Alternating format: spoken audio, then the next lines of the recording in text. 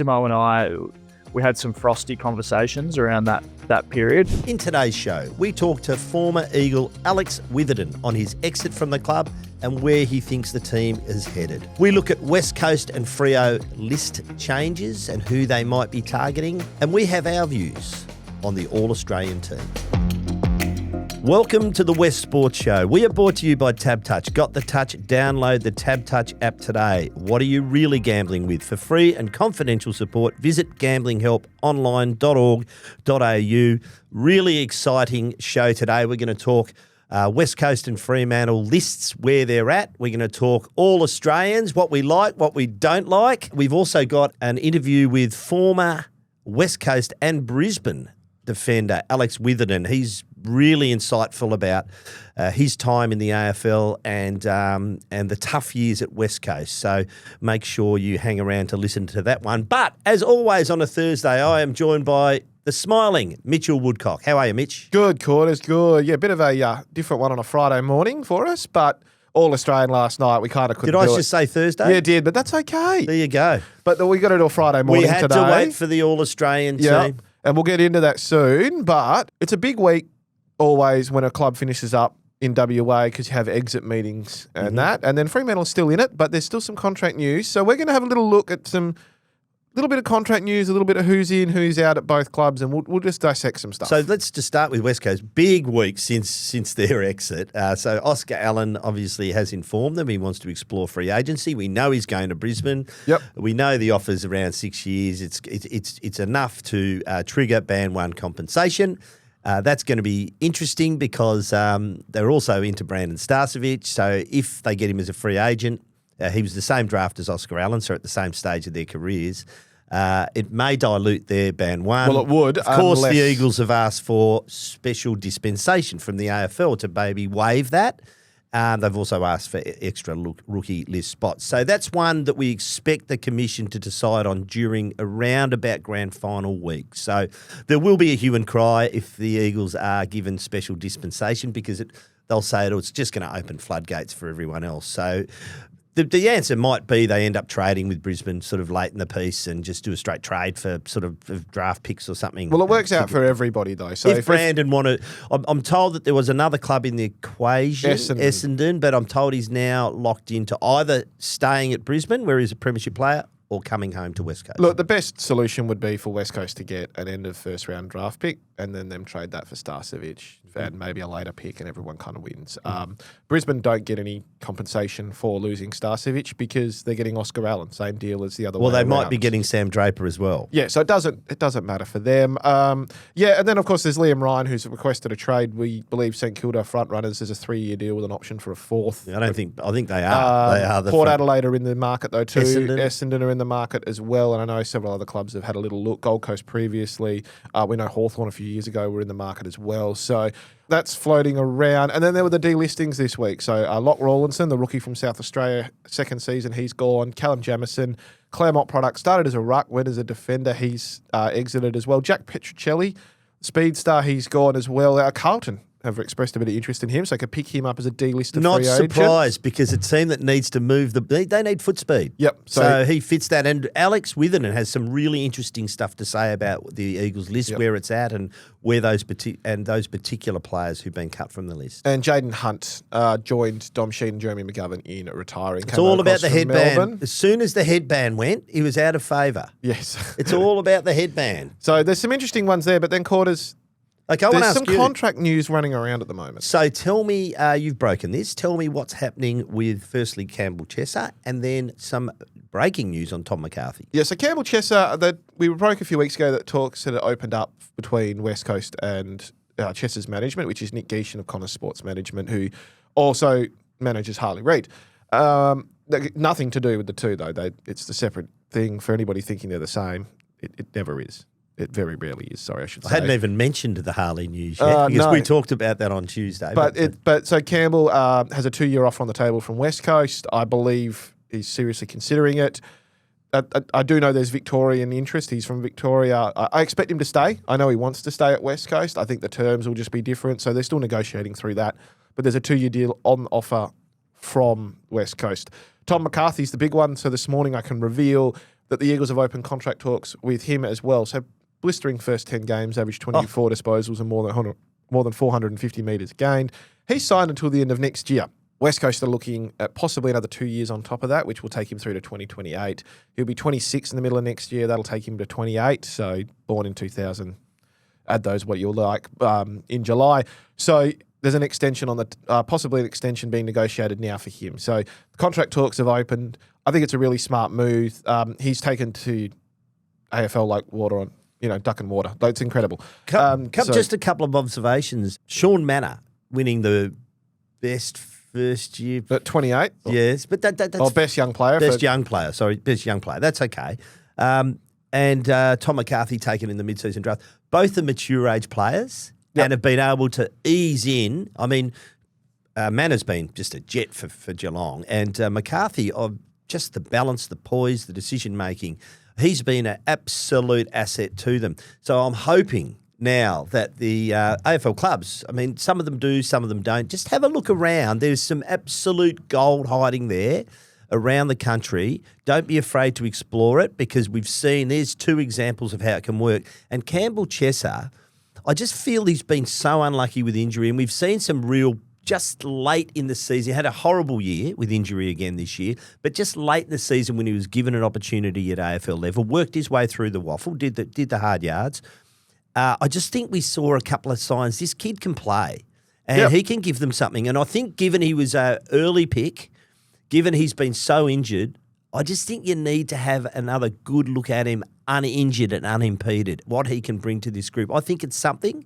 So I'm really pleased with this, and you wouldn't want to cut him adrift. He goes to another club and pops. Exactly. I've said this all year. It's harder to delist a first-round draft pick than it is anywhere else, albeit Jai Culley is a mid-season draftee, but we've seen what he's been able to do at Melbourne, and he's now got another year there. So, you don't want him to go to an Essendon or a Carlton or a Richmond and, like you said, be able to really get comfortable. If he get a full pre-season, he had that ankle surgery so he could play and train more. He didn't actually... When I say he didn't need the ankle surgery, it wasn't an urgent surgery. So he just did it because he was for the better for his long term. So he took short-term pain to get long-term gain out of that. So I'm really interested to see where that ends up. I think he'll stay. I just think there's a bit of negotiations to go. But he's not the only one. So we've already mentioned repeatedly too that Tom Cole and Jamie Cripps, premiership heroes, they'll stay on for another year, Quarters. They need the experience, don't they? Well, so Jeremy McGovern's retirement. Don't forget, Jeremy McGovern was signed for next year. So it leaves them very short in the back line of experienced heads. I thought Tom Cole's season actually in the back half was really good. Yeah. Jamie Cripps won their goal kicking this year. So I think he kicked close to 30 goals. So that's, and you can see what he does in the forward line. They've always rated him very highly. He doesn't necessarily get the plaudits that other players do, but he does a lot of work that's unnoticed, Jamie Cripps. Yeah, and I think that he could also end up in... he's played a bit of wing, and he might even end up in the waffle next year, but that's still not a bad thing if he's being a leader down there. He's a standard setter. They're going to need him regardless. There's an interesting one, though, on Malachi Champion and Cohen Livingston Quarters, the 2 next-generation rookies. And you spoke about the Eagles applying for some compensation from the AFL, so some assistance.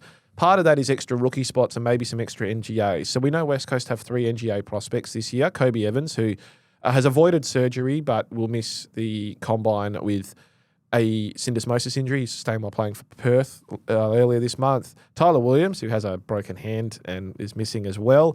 And Wes Wally, who won't also be in the combine. He's had shoulder surgery. So not great news for those 3, but all very talented. If West Coast can get some extra rookie picks or some extra NGA picks like North Melbourne did a few years ago, I think Malachi will definitely stay. I think where he is structured as a rookie or signing onto the main list or something like that, it'll be determined by this.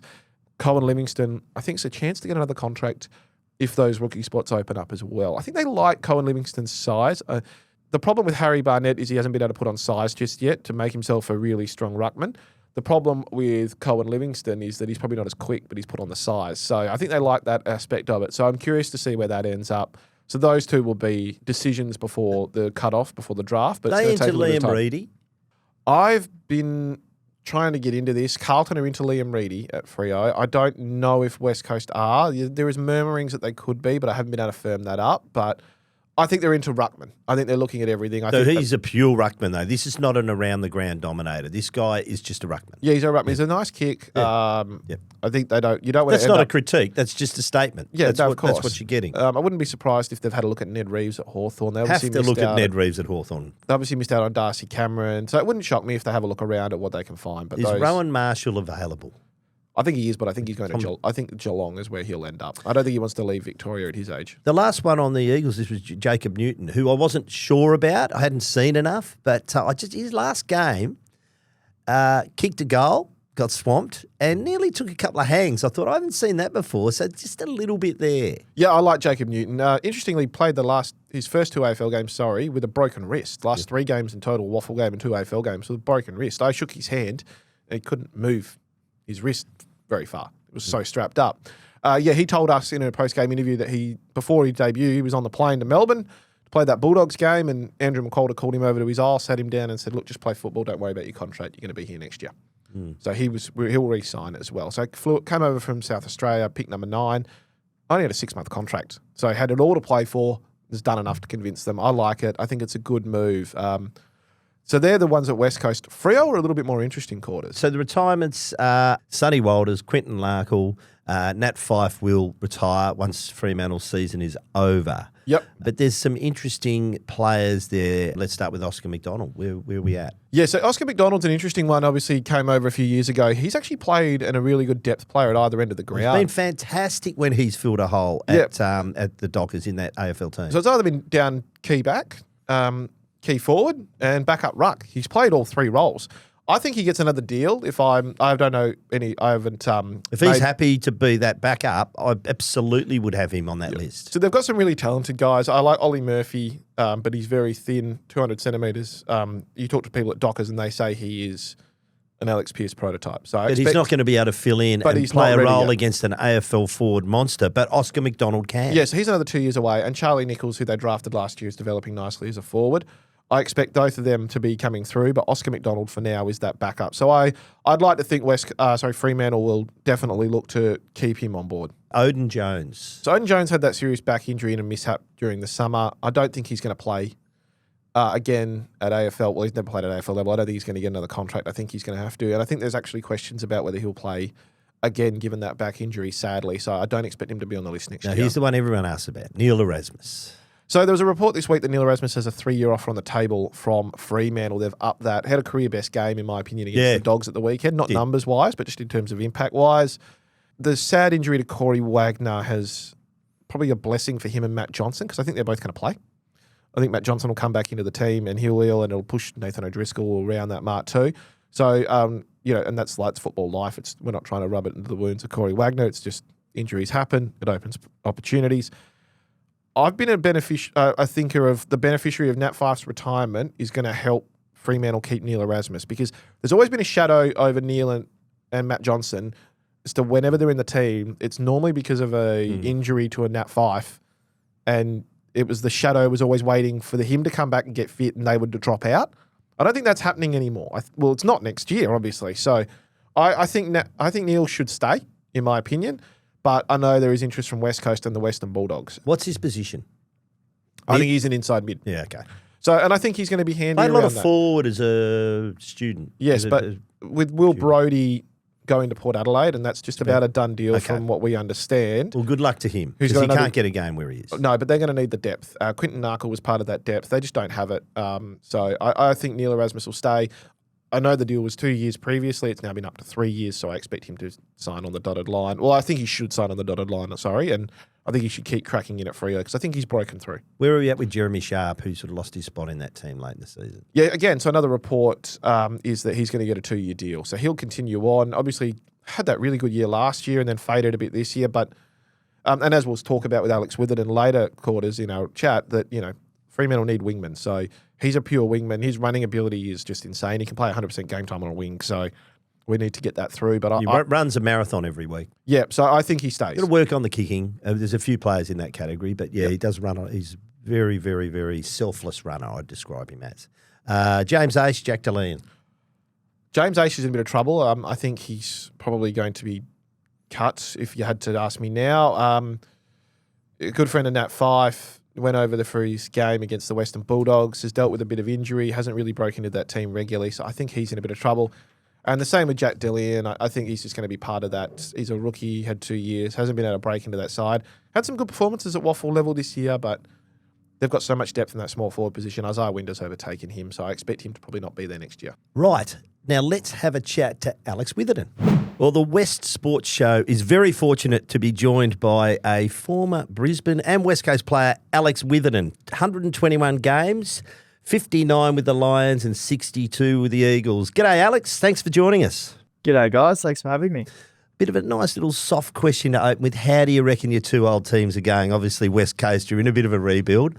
The Lions, can and will they win it? They're at completely opposite ends of the ladder at the moment, so they're going through two completely different phases. But yeah, West Coast obviously finished up last weekend, and they're going through quite a long and arduous rebuild at the moment. But we saw some green shoots throughout the year, which will excite the fans. But it's still got a fair way to go. And the Lions, they're humming again this time around, and I think along with Geelong, I'd probably have them in the two best teams consistently across this season and my favourites to win the premiership. Who in the West Coast side have you liked to watch this year, the green shoots? Yeah, I think Ruben Jimby's another one that took his game to another level this year.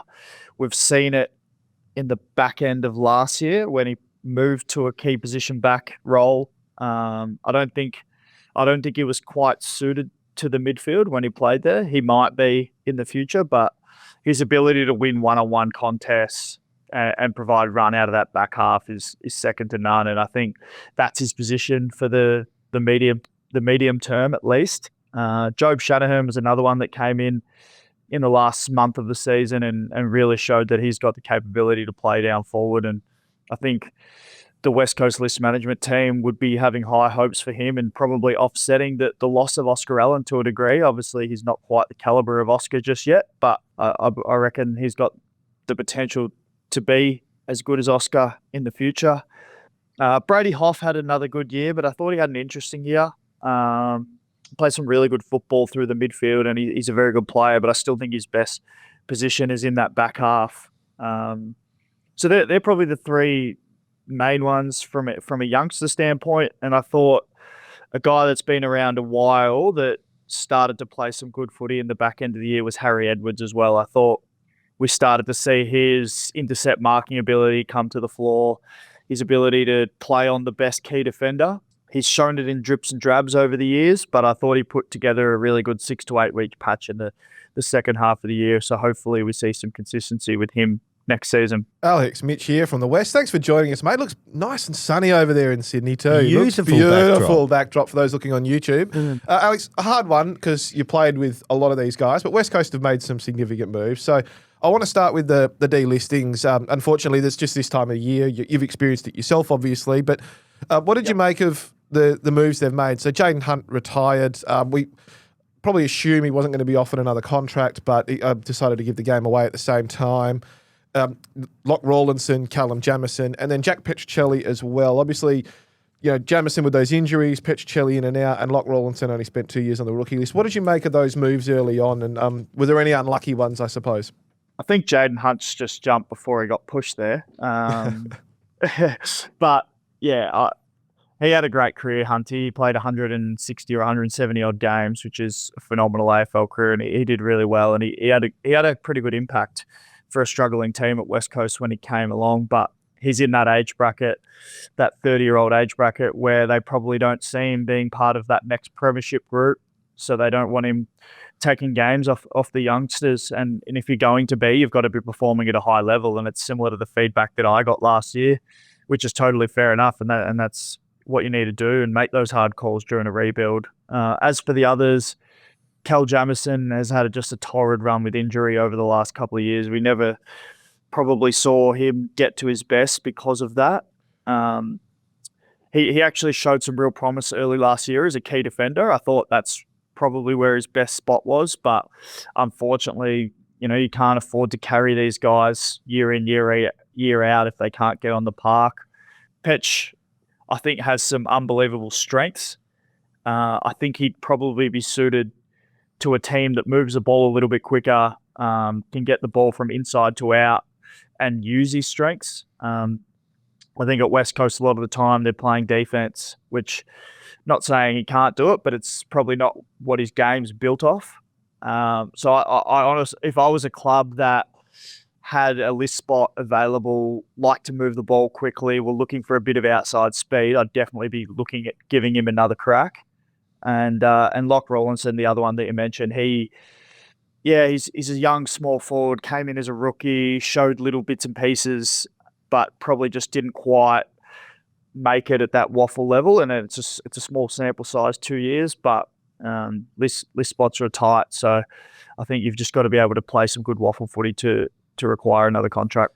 So interestingly, you spoke before about exit meetings and you being told as well. So it's obviously something fresh for you, given it was only last year. But what's it like as a player who's out of contract going into an exit meeting? Do you have is there a feeling that you know you're not going to get another contract? Is there a little bit of hope? How do you go into those things at the end of a season, I suppose? It's a difficult question, but it's obviously a reality for the majority of AFL players who don't get to go out on their own terms. Yeah, so I've had some interesting exit meetings over the years, and I'll probably go back to the year that I got traded. So I went into my exit meeting with Brisbane. I was in and out of the team that year. Clearly wasn't in the best 22 to finish that year when they played in a prelim. Didn't want to leave the club, but understood that with COVID, there was a capping of the list size. Everyone was uncertain around what the salary cap was going to look like. And I walked into my exit meeting a bit unsure, but I walked in there wanting to let them know that I was willing to fight for my spot the next year, and sat down with Chris Fagan, Dom Ambrosio, David Noble, and the list management team. And they said they were happy to keep me on board, but they needed to offload some contracted players, and that just came with them having a certain amount already contracted, plus them wanting to bring in Joe Danaher and a few others, as well as the draft picks that they had. So there was a number of us that year that were essentially put up for trade under contract, which was a really difficult time because I didn't want to leave the Lions, but understood that it was probably in my best interests. And they had guys like Dan Rich, Cal Archie, Grant Birchall. They wanted to invest some time in their young players as well and give them an opportunity. So it was a tough decision, but I ended up going to West Coast, and I felt that was going to be the best fit for me at the time. And then, the other exit meetings around that were fine. But then in 2022, it was a really, really interesting situation we found ourselves in as a football club at West Coast, whereby it was the first time that we really underperformed as a football team. And there were some reasons. There was COVID, there was injury, but we started getting belted by 100 points every week, and the club had never seen it before. So I think there became this sense of tension around the club, and senior management were like, well, someone needs to be held accountable. Players aren't doing everything they can be doing. And there felt like a little bit of a divide between the coaching group, senior management, the players. Everyone just wanted to do what was, everyone just felt like everyone was looking after their own backyard a little bit. But we ended up getting called into a meeting. There was, don't quote me on the numbers, these are quite rough, but there was, 8 to 10 out of contract players, and then probably 8 to 10 contracted players, one of which I was. And we sat down with Gavin Bell and Adam Simpson, the coach and the GM of the footy club, and they said, no one here is guaranteed a contract next year. It doesn't matter if you've got a contract. The team's performing badly. You've got 6 weeks to prove your worth. And there was a few of us that were going in for surgery, and they wanted to push back that surgery and play the waffle season post the AFL season. So it was a bit of an interesting time, and one that I found really challenging to work through. But that's just kind of where we got to as a footy team. We weren't performing, so no one was safe. And I'm sure there's clubs that go through that every year, but that was an interesting one. And then 23 and 24, I was obviously out of contract as well, playing throughout those whole seasons. So I understand what it's like for these players, because I felt like I was probably on the edge for the last 3 years of my career. Just talk us through that mindset when you said you had 6 weeks to go in 2022. Can you slip into self-preservation mode as opposed to following the team ethic? Is it about, I've got to impress here, I need a contract to get? Yeah, I think there's definitely the possibility of that happening. For me, my shoulder was busted. I hurt my shoulder in round 6 of that year. I had, I think, somewhere around 10 to 12 injections just to try and get it right to keep playing. And the only reason I was still playing was because we had 20 blokes available and we were using top-ups and that sort of thing. So I felt like I was trying to do the team thing by staying out on the park. But I was playing crap football and my shoulder, like I couldn't train, and I was booked in for surgery. But then this curveball kind of threw a spanner in the works, and then had to continue to keep playing, which is fine. That's what we're paid to do as athletes and everything. And yeah, for me, it was just about getting out there and showing that I was willing to play, even with one arm, just to stay on the list. And at the end of that year, to be honest, like Simmo and we had some frosty conversations around that period around this situation, but I didn't agree with a lot of what was happening at that time, especially with myself and the management of myself. But he also held me accountable to some of the standards that I could have been doing better. And we sat down in my exit meeting at the end of that year, and he just said, if you don't run a 6:30 2K time trial or below next year, you won't play in the back line. And I previously ran a 6:45, so I had to take 15 seconds off, which in a 2K time trial is a fair bit. And he said, if you can go and do that and show that you're willing to put in the hard work, then like I'll play you because you can play. And then I went away that off season, got a running coach, ran with Front Runner, which are a group in Perth there, and came back and ran 6:14 and played every game that year. So well done. Yeah, so like Simmo and I, we had some tough conversations around that time, and but I think in the end we got to a point where it allowed me to go, and he challenged me, and I think he took some of the feedback on that I gave him as well, and we ended up coming out and having a really strong mutual relationship and trust built off that. I just want to take one step back with COVID. Now, every club went through it, but how much impact did that have on you and on the group? And was there a sense of great mental fatigue coming out of that? Because we all look on, we're all going through a bit of it, but you guys you're in the bubble. Yeah, it was tough. It was tough for everyone nationwide, absolutely. But you always felt a greater sense of having to uphold the societal standards because we were role models, and anytime there was any grey area, you made sure you did the right thing because you didn't want to let the football club down, yourself down, but then portray a bad message towards the rest of the community. And it just became really arduous, especially with the washing of hands and the cleaning of footballs and all the things you take for granted in a football club where you love being close and intimate and around each other, and a lot of that was taken away. There was no after hours events to build that chemistry. It was strictly just work for a couple of years there. And one of the COVID related events definitely hit our club hard, but it was where a number of the boys went to the hippie club. And I mean, your newspaper definitely didn't help the case with some of the back pages, the Hippie 7 and all that sort of thing. And the state turned against a few of those players for going to a nightclub, which was legal at the time. It just wasn't smart, but that created a bit of a divide between some of the players and some of the senior management at the footy club, because senior management publicly didn't back the players in, and it's probably the first time I'd seen the club do that, and the players felt like they were left on an island, and that contributed to that split in 2022 that I spoke about. So when you speak about that split, when you exited last year, how was that repaired at any stage? What did you see it developing before you left? Because it's a new system now and a new hierarchy, but there was obviously the Adam Simpson departing, Jared Schofield taking over, and a lot of different mechanisms happening. In my time, it was just that 2022. There was a 10-week period where it all went to crap. We lost 5 games by 100 points. Everyone was feeling the pressure.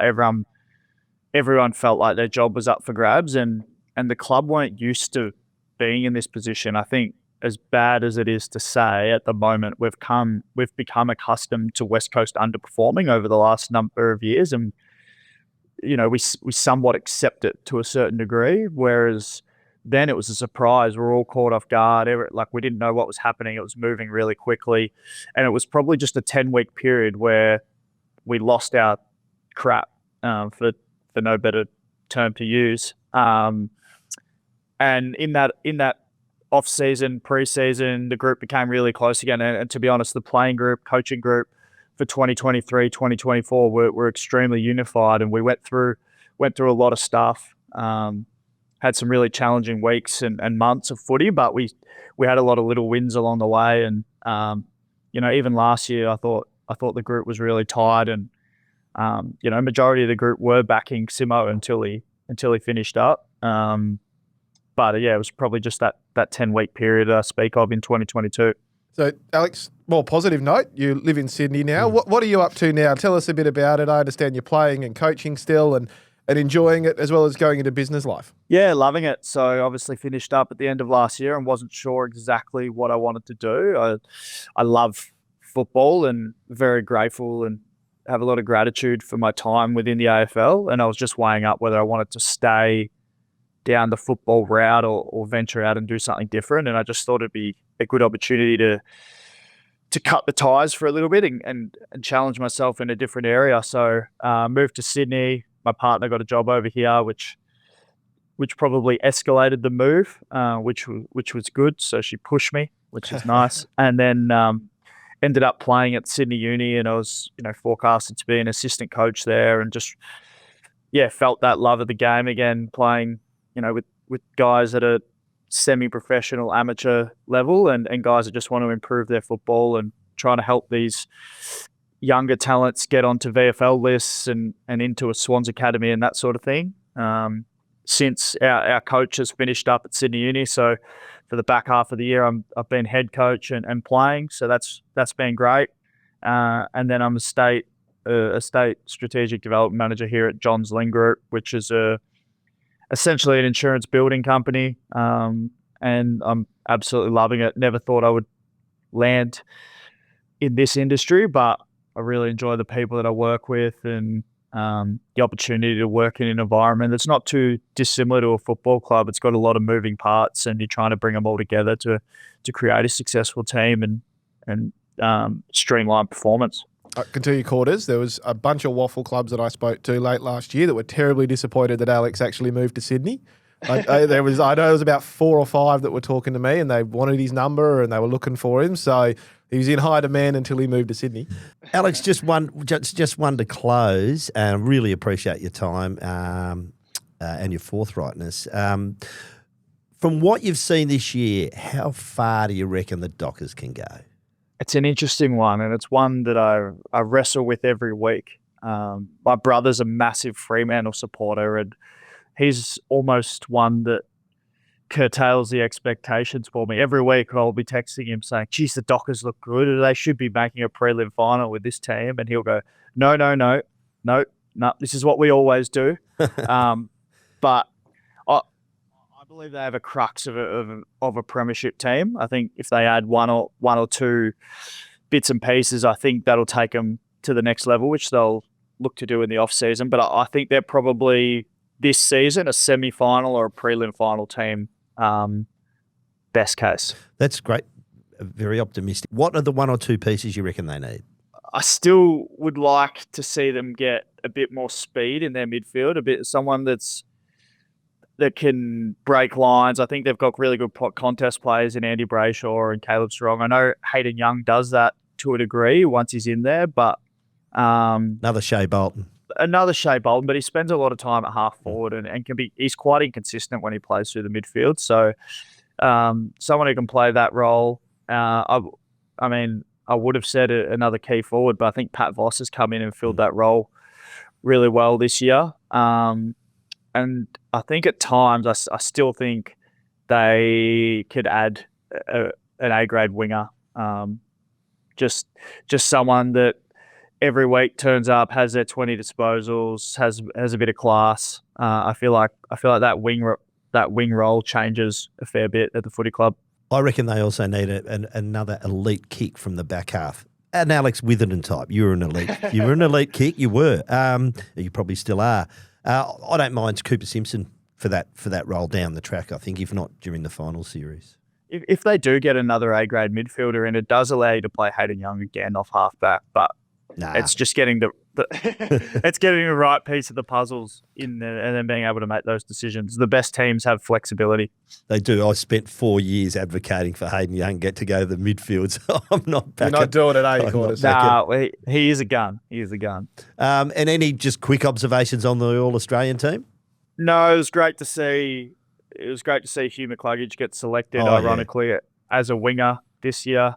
He missed out 4 times as playing as a winger, and then this year he's played as an inside mid and landed as a winger, so that's a whole nother conversation. I would have loved to see another, like I saw when the bench got selected, you've got 4 midfielders there. I'd love to see another back and another forward selected in the team. But outside of that, I thought everyone was pretty well deserving of their role and spot in that team. Alex, it's been fantastic to catch up. Congratulations on what you're doing now. Keep up the good work, and we look forward to talking to you again in the future. Thanks, Alex. Thanks, guys. Thanks for having me.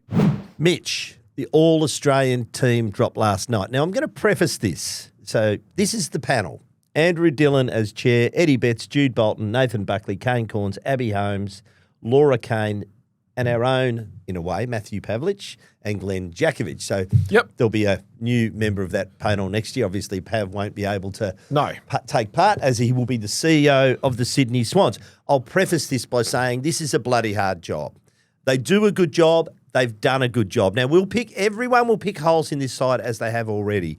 But the question is, whoever you think belongs, who do you take out? Exactly. So there's that's the question you need to ask. So it's a hard job. No matter what you do, you're going to get smashed. But having said that, I think you and I will go through a few outs. But also, we need to congratulate the 2 Fremantle players. Yeah, 100%. So let's run through the team from the back line let's do first. that. So I'll start this out. So I want your opinion on this one, Quarters. So back line, we've got Josh Battle from Hawthorn, West Australian Sam Taylor from GWS, and Jordan Clark from Fremantle first time. So congratulations to Jordan. Doesn't normally play in the back pocket, but you can move that around. Yeah. I think he's a really deserving player of that. Yeah, probably was in the conversation last year too, and I'm really pleased for him. He's done a great job since crossing from Geelong, where he was in and out of that team, established himself here, worked on his defensive side, has had a great couple of years, and thoroughly deserves his All-Australian jersey. Yep. The one I'm a bit bemused about in this back line is Adelaide have the best defence in the AFL, and there's no one in from Adelaide. So Josh Worrell for me.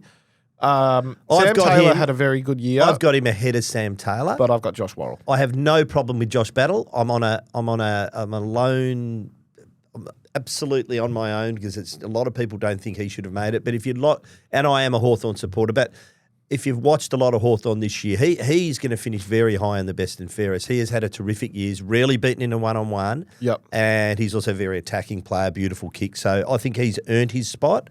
But I agree with you there. I think you have to have an Adelaide player in that back 6. And I think Josh Worrell is probably the glue. Mark Keane's also a bit stiff. Yep. But I think Josh Worrell, for me, he's slightly ahead of Mark Keane and is the glue of that defence. And hopefully he gets riled up enough at what he might perceive as a snub to have a fantastic final series. Yeah, it's Josh Worrell feels like one of those ones that you need 2 good years to get in, not the one good so year. I'll read. So from the half-back line, Bailey Dale, Western Bulldogs, Harris Andrews, Brisbane, Nasiah Wanganeen, Millera. Not too many. I don't think Bailey Dale certainly deserved his spot. He's been prolific. I'm a bit on edge on that one. Yeah, okay. By the way, we're talking about Jacob Newton in the broken. Played the last quarter with a broken hand. Fantastic effort. Great effort. No one's going to dispute Millera. No. I could have put him anywhere, though. You could have put him on a wing, half forward, in the middle. I would have been okay with it because he can play all those positions. He hasn't been suspended this year, has he? No. So I reckon he is the best smoky for the Brownlow in one of the let's call them the bottom teams, that I've seen for a long, long time. Just watch him on Brownlow night. It's going to be very interesting. Harris Andrews is a fantastic player. I'm not sure there. No, I think his ability in that back line is so underrated. For me, it's Bailey Dale. I actually got Josh Dacos ahead of him. I think Josh Dacos has had a better year across halfback. I think he's racked up a lot more touches. I think he uses the ball better. And I think Bailey Dale sometimes just racks up a lot of football. Yeah, I like the way he distributes. I'm against you on that one. I love Josh Dacos, but I've got Bailey Dale on my halfback flank. All right. Well, then the midfield. So Bailey Smith from Geelong doesn't normally play on the wing. Well, he's named on a wing. Did early, but hasn't played in the wing. No. But they never picked them in their true position, so let's be honest. Jordan Dawson in the centre and Hugh McCluggage on a wing. Absolutely. But he's been playing in the midfield. As Alex just told us, has been in the squad 4 times and he's finally got the chocolates. Terrific player. When I think about Brisbane and their midfield, everyone tends to go to your Lockie Neals and your Ashcrofts. I go to McCluggage. Yeah, no, I agree. I'm actually fine with this centre line. Like I said, neither Smith or McCluggage play on the wings now, but you got to fit them in somehow. There's so many good midfielders. You could have found a way for Bailey Smith to start. I mean, it's a really good on-ball division too, but I mean, Max Holmes is probably just a shout out to him. Yep, he's probably a bit stiff, but you can't have 3 wingers, can you? No. Half-forward line, Isaac Heaney from Sydney, Jeremy Cameron from Geelong, Zach Bailey from Brisbane. No issue with me on those. No, tough selections. I think there was a couple that could have gone either way. Jamie Elliott's unfortunate. Yeah, I thought Jamie Elliott was a really good year, career high goals, but unfortunate. But yeah, look, all of those for me are great. The forward line, Jack Gunston from Hawthorn, tick, absolutely. Riley Thilthorpe. There's a question about whether you play 2 ruckmen. I love the Riley Thilthorpe selection because for me, he's the backup ruck. Yep. And Keziah Pickett, again, Jamie Elliott, Keziah Pickett, one of those two could have been there. Well, Pickett deserves to be there. Yep. I'm just going to go back to the defence. I'll tell you who is really stiff, Nick Vlaston.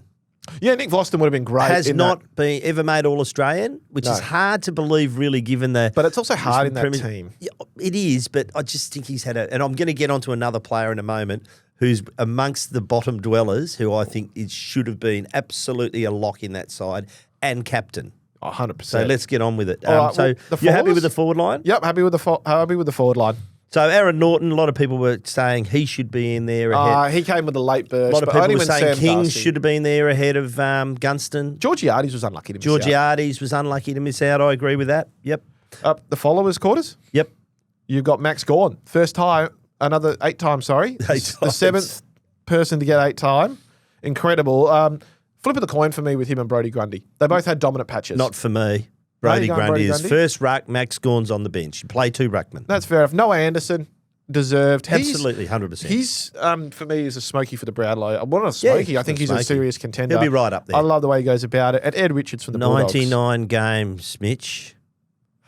Dean Anderson played at Hawthorn. Well, and Alan Joyce cleared him to St Kilda. 1 more game.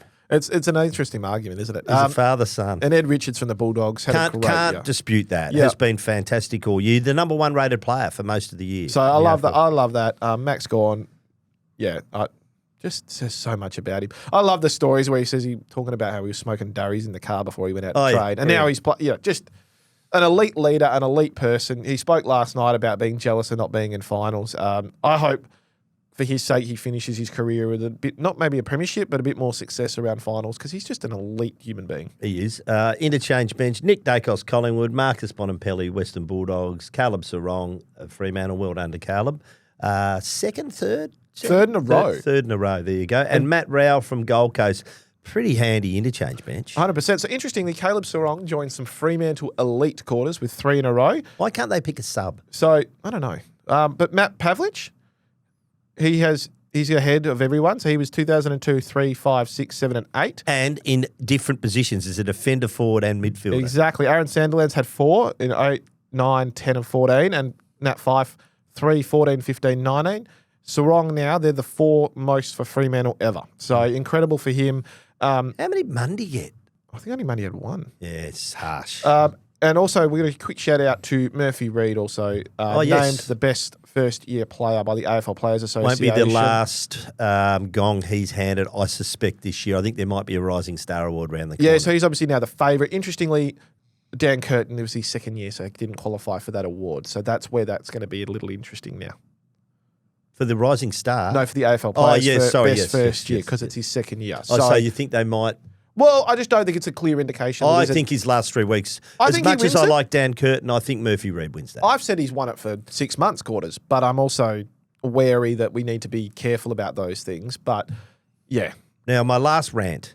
Go. Firstly, I think... I'll just relax. With your squad of 44, why was Tristan Cherry not in that? Now, you can have 3 ruckmen in your 44, sorry, but he should be in that. Zach Butters, desperately unlucky. Cool. I'll go as far to say, as much as I love Sarong, as much as I love Raoul, I'd have him in ahead of one of those two. Yep, okay. But the one I'm most aggrieved about... Oh, no, hold on. Can I just preface this? I just want to double preface that you're a Hawthorn supporter. I know. No. I just think Zach Merritt... this is hurting Josh. This is hurting Glen Quartermain. No, it's actually not. I'm a big fan of his. He has carried that football team this year. They have had such a long injury list. It would be easy to turn your toes up or just give 75%. And look, I'll just go through the motions. We're going to get smashed anyway. He has given 120% every week. There's 3 or 4 games that they would not have won. They didn't win many, but he just had such a big year. I'm not only playing him in that team, I'm making him captain. Wow. Okay. I don't mind it. I'm fascinated by the situation that keeps coming up with him with contracts. But he's re-signed, we spoke with Alex about that earlier, and but I'm interested to see. There's just always noise that he's going to go somewhere, and I wonder could he end up at a Hawthorn or because if he ends up at a Hawthorn, they shoot to me next year to premiership favourites just outright. I think you're one big midfielder short. No, two without Day. Yeah, but if Day's fit, I think so. I think next that's year. But I'd love to see. I'd love to see Zach Merritt get it at Essendon. I just don't think it's going to happen. I think they're 4 years away with this rebuild. But I kind of have to agree with you, to be honest. I can't really argue with you. The only thing I would say is that at times they played him at half back and at half forward to try and blood some depth and youth, and he kind of went out of the game, and that might have hurt him. But that's not his fault. He was doing the selfless team thing, and if I'm Brad Scott, I'm just never moving him from the centre square. He's he's so good. Yeah, love him. Did you catch any of the Legends game? The Legends game, raising money for prostate cancer, great cause on Channel 7. Yep. I watched after we'd watched the All Australian. We actually segued nicely into it. So I was covering the All Australian, so I had that on, but I had it in the other TV in the office. Interesting observations. Gee, Cyril could still get a kick. Beautiful barrel from barrel goal was lovely. Geez, there's some out of shape players. My kids thought it was really funny. I do. They were watching it together. When I was a kid, I loved the EJ Whitten game. It was one of my favourite nights of the year. So I'm glad it's back. Yeah. And always for a good cause. And a shout out to Dave Hughes. Well done for playing. Punctured lung, 5 broken ribs. I reckon that crunch tackle he got early. Hey, boys, I know it's a bit of fun, but geez, go easy. The bloke's not an elite athlete. Can we campaign Josh to get Glen Quartermain in next year for the All-Stars? Or the Vicks? No, the Vicks. You've got to play for the Vicks. Would my small hands... Yeah, no, I want to see it. I want to see it in action. No one knows who I am. I'm just a battler, Mitch. Chris no one Jones wants from to Channel see me. 7, Hutchie from SEN. Oh, I'm not. I want Glen Quartermain in the Victorian side. Forward pocket next year. If anywhere I'm playing forward and playing for the big V, I can tell you this. Yep, playing for the big V. I want to see it. Who actually won last night? I think the All-Stars did. Oh, did they? Oh, that's no good. Get around them. Mitch, it's Thirsty Camel mailbag time. This week's special Hans Super Dry Stubbies Camel Club member price is $53.99 a carton. Join up in store or online today. Every week we're giving away a $50 digital voucher thanks to Thirsty Camel. Get your questions in for next week to TheWestSport at wanews.com.au. Leave your mobile number at the bottom of your email as we'll send you the voucher if you're a weekly winner. Mitch, Sean from Lake Coogee writes, regarding the Dockers' age profile, but not the players. What a twist. I'm a WA school teacher and the majority of teenagers following AFL are supporting the Dockers. They started watching the sport in an era when the Eagles were winning flags, so it can't be simply glory hunting. Having spoken to them, the reason given is they can actually get tickets for Dockers games, but can't for Eagles. Separately, I spoke to some adults new to the country who cited the same rationale. Regardless of reason, the Dockers membership list continues to grow while the Eagles have seen a very slight decline. Do you envisage a scenario in 10 or 20 years where the Dockers ticket situation becomes the same as the Eagles, or does the situation reverse entirely due to the relative age demographic of supporters? Or will the AFL create a third team to once again dilute the WA power and keep Collingwood dominant? No. West Coast will always have supporters. They've got a In the Wings membership list, which is basically people waiting to get onto the members list that's tens of thousands of people long. Interesting note about the kids being able to get tickets. I never thought about that as an option, so I really like that, and I'm curious to see how that ends up in the future and whether it works for them. G'day, boys. We are quickly approaching another set of changes to the rule interpretation, leaving players, umpires and fans confused and frustrated in 2026. The AFL needs to stop constantly changing the rules in an attempt to get faster, more appealing games. People want consistency, not endless rule changes. Here's how I think the AFL should go about changing the rules. Every 3 to 5 years in October, the AFL should get all of the clubs, umpires and other major stakeholders together for a rules and interpretation conference. Here they will discuss their ideas. The AFL will then go away and consider the ideas discussed. By February, they will announce the changes to the rules and interpretations of contentious rules. They will then leave the rules as is for 3 to 5 years. This will ensure we have a consistent set of rules for enough time to determine whether they are good or need changing. The only changes outside of the conference should be rule changes deemed necessary to protect player safety. That was a very long email, but you get the train of thought. They do have regular catch-ups. Yeah, and I do love the email and I love the thought process, and please don't think I'm being harsh with this, but no, because I'm sick of the rules changing. So we're going to have 5 on the bench next year by the sounds of it, which... this is a bugbear of mine, Quarters. You know this because we sit next to each other and we debate a lot of things and we talk a lot of things, and this really irks me. So, no, I'm sick of rule changes. There should not be rule changes all the time. We're going to see NGA rule changes, list rule changes, bench rule changes. We've seen standing, ruck, all that sort of stuff. I'm over it. The game has never been better, and we change it all the time. I'm okay for adaptation and evolution in different ways, but rule changes just don't need to be done. Yep. Sorry, that's my stance. I think they'll probably bring in last touch between the arcs. I hate it. Which wouldn't have made a difference last weekend when you had a couple of contentious ones because they were beyond the arcs. But I just hate it. Sorry. You don't mind the insufficient intent as it is? No, the way it's umpired. I think I think the crowd's into it. I think the crowd's accepted it. The crowd It's added a almost bit of a like layer the to the game. anticipation, but I just don't like it. I'm just sick of it being meddled with. It's never died, the game. It's always been successful. They've just sold the biggest broadcast rights deal in history. It's popular. Stop messing with it. Innovation outside of the rules is fine. I'm all for different things. I'm all for trying. I'm all for bringing back State of Origin. I'm all for, if they want to do a wild card round, have a crack, but stop changing the fundamentals of the game. It's never been broken. Had some great mail this week. I'm going to give it to one from Tuesday. Mark, a.k.a. the Doc, who was speaking about, actually calls himself Dr. Handsome, Mitch. Dr. Handsome.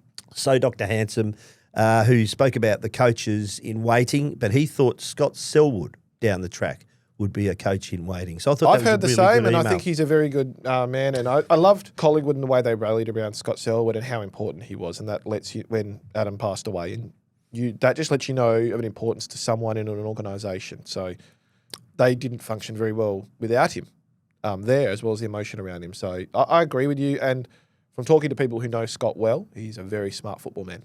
Yeah, tough year for the Skillwoods. Our thoughts still go out to them, and really tough period of time. So well done to Dr. Handsome. You have been listening to the West Sports Show. We have been brought to you by Tab Touch. Got the touch? Download the Tab Touch app today. What are you really gambling with? For free and confidential support, visit gamblinghelponline.org.au. Remember, you can watch or listen to this podcast on YouTube Music. Leave us a rating and a review, and don't forget to follow this podcast so you don't miss an episode. Thank you, Mitch. Thanks, been a really enlightening and enjoyable podcast. Thank you to Alex. Look forward to talking to you next week when we have got a round of finals ahead of us.